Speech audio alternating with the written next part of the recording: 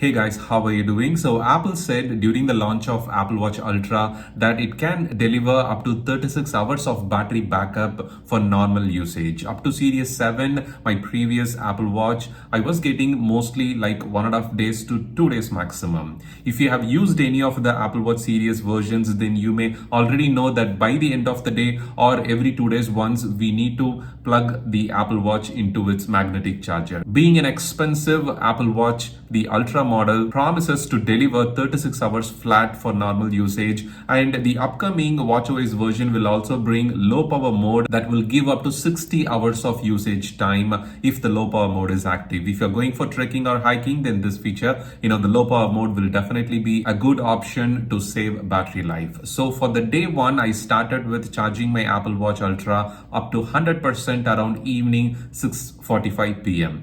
The next day morning 10:50 a.m. I started to wear my watch again, and the overnight battery drain, and I was using from last day 6:45 up to 11 o'clock or 12 o'clock around, and the battery left on the next day was 83%. The same day evening around 11 p.m. the battery was 64%. The third day morning 10 a.m. I started to wear my watch, and during this entire test phase I didn't charge my Apple Watch and I haven't used it for sleep tracking. So if you're using sleep tracking and if you're using for a lot of calls, then the battery performance will definitely be different. For calls and GPS services, of course, it will consume more battery power, but Apple didn't mention that 36 hours or 60 hours claim, including the GPS regular usage or cellular feature regular usage. So the third day battery performance was 56%, the overnight battery drain inclusive, and in the fourth day around 12 a.m. early morning I checked and it was at 36%.